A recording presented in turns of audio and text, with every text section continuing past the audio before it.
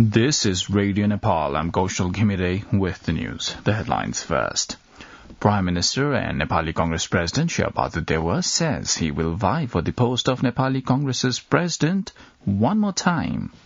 Health Ministry reports 2 cases of Omicron variant of coronavirus in Nepal. Parliamentary Hearing Committee unanimously approves the proposed ambassadors' names to India, United Kingdom and the United States of America. And U.S. diplomats to boycott 2022 Beijing Winter Olympics.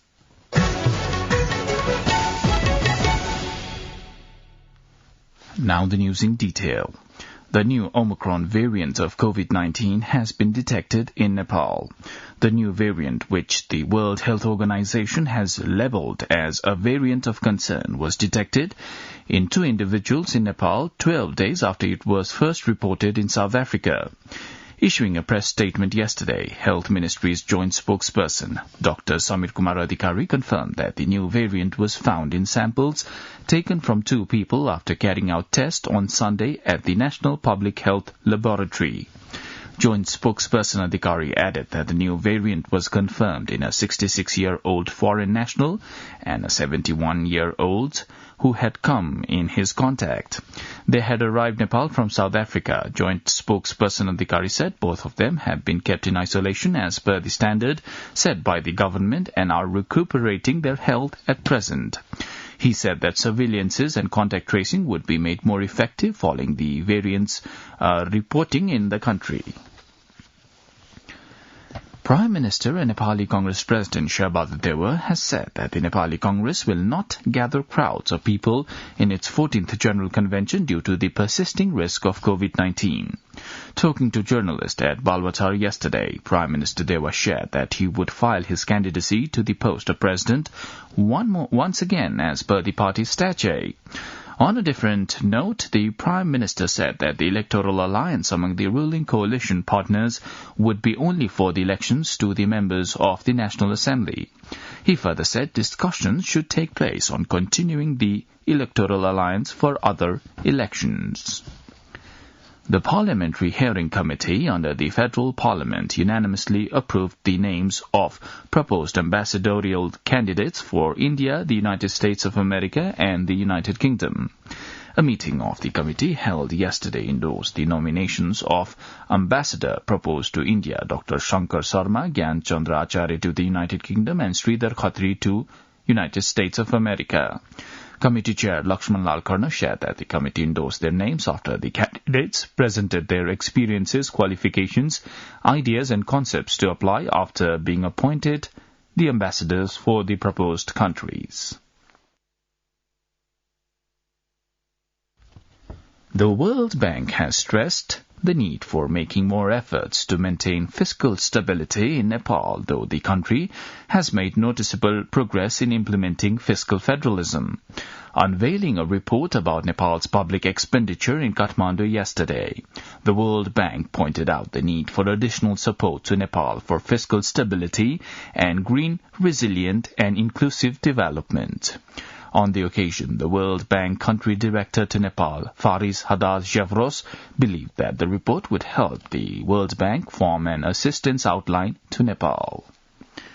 CPN Unified Socialist Chair Madhav Kumar Nepal has said the current alliance among the political parties was formed to strengthen democracy and safeguard federalism.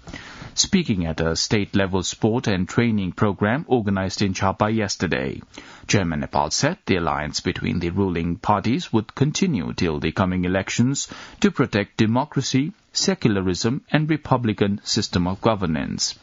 He also claimed that the Unified Socialist Party would be established as a popular party in the coming elections.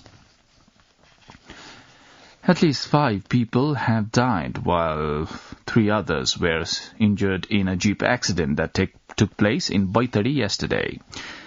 The Kailpal-bound jeep from Patan Bazar met with the accident at Patan Municipality, Ward Number 1, Sakar Thali in the district. According to the police source, some 11 people, including the driver, were on board in the jeep. The vehicle had fallen some 100 meters off the road. According to the police, jeep driver is still absconding. The reason behind the accident is not yet known.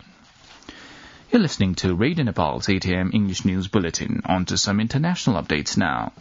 The U.S. has announced a diplomatic boycott of the 2022 Winter Olympics in Beijing, China. The White House said no official delegation would be sent to the Games. But it said U.S. athletes could attend and would have the government's full support.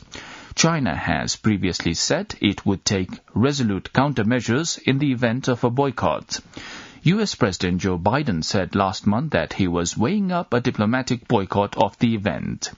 The Biden administration's diplomatic boycott of the 2022 Winter Olympics falls far short of a previous U.S. boycott in 1980 when it pulled its athletes out of the Moscow Olympics to protest against the Soviet invasion of Afghanistan the previous year. The Soviet Union and its allies in turn boycotted the following 1984 Summer Olympics held in Los Angeles.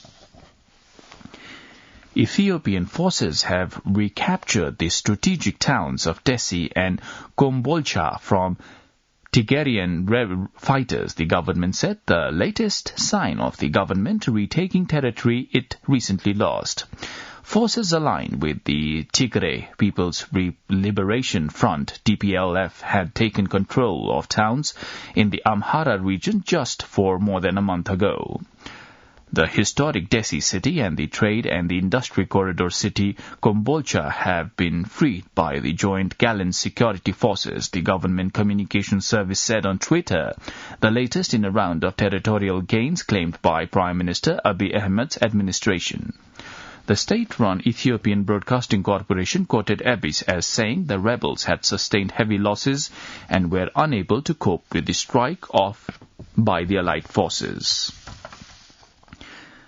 British Health Secretary Sajid Javid said there was community transmission of the Omicron coronavirus variant in multiple regions of England. He told MPs the variant was continuing to spread here and around the world and there were now cases with no links to international travel. There have been 336 confirmed cases of the highly mutated variant across the United Kingdom, he said, a rise of 90 from Sunday. There are concerns about how Omicron could interact with current vaccines. Of the confirmed Omicron cases, 261 were in England, 71 in Scotland, and 4 in Wales, while Northern Ireland is yet to have a confirmed case.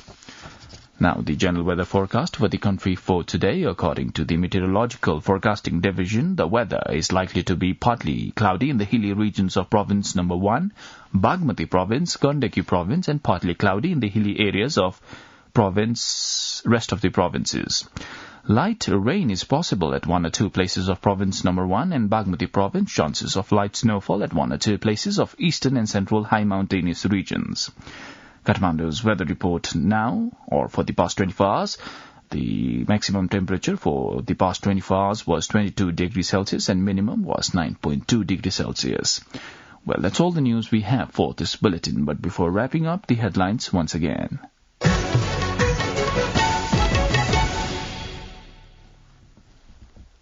Prime Minister and Nepali Congress President Sherbahadur Dewar says he will vie for the post of Nepali Congress's president one more time.